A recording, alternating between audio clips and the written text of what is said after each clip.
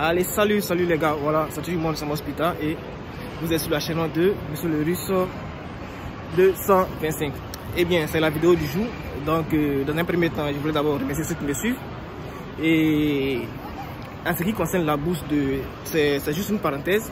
En ce qui concerne la bourse de Calabria, j'ai déjà mis toutes les vidéos en ligne. Donc, pour ceux qui disent que je n'ai pas encore fini les vidéos, sachez que c'est déjà fini, c'est déjà terminé. Donc, voilà, vous avez jusqu'au 14 avril pour pouvoir soumettre vos documents et chercher à postuler à la bourse. Et en ce qui concerne la bourse de Milan, je vais trouver un moment et puis je vais essayer de postuler ça avec vous. Donc, je crois bien jusqu'au 15, j'aurai un peu de temps, voilà, pour pouvoir postuler à cette bourse là, pour que vous aussi puissiez la postuler. Et aujourd'hui, je suis juste là pour vous présenter la bourse JSK. C'est une nouvelle bourse JSK pour la licence et le master. Voilà, donc ceux qui veulent postuler, c'est une bonne opportunité pour vous. Voilà. Et en ce qui concerne cette bourse là, lorsque vous allez aller sur le site, je vais mettre le lien en commentaire. Et je vais mettre le lien en commentaire. Vous allez aller sur le site et puis vous allez voir comment ça se passe pour pouvoir postuler. Pour cette bourse là, vous avez deux choix.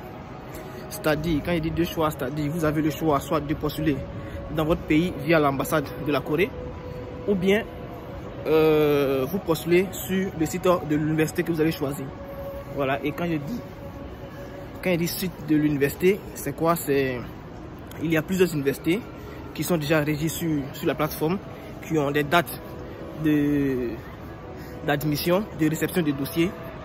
Vous allez voir, il y a d'autres universités qui n'ont pas encore débuté la réception, mais il y a d'autres universités aussi qui ont déjà débuté la réception des dossiers. Donc vous allez choisir l'université. Vous allez choisir l'université qui vous concerne. Voilà. Vous allez choisir l'université qui vous concerne et vous allez essayer de postuler en son sein.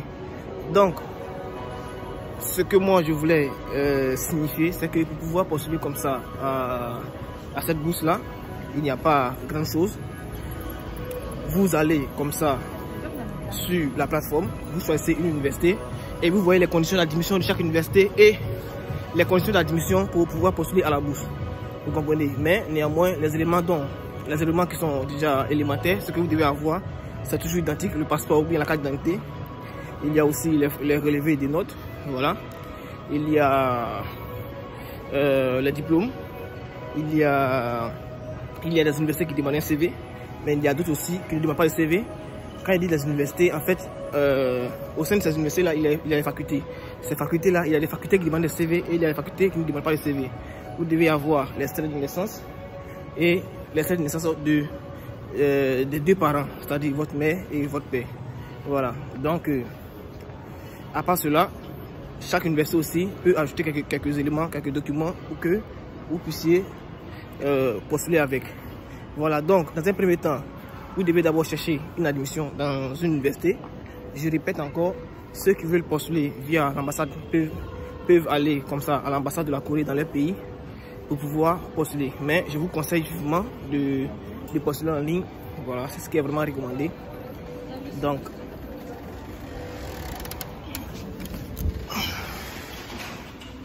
Donc si vous voulez postuler en ligne, c'est vraiment recommandé pour ceux qui veulent vraiment postuler en ligne.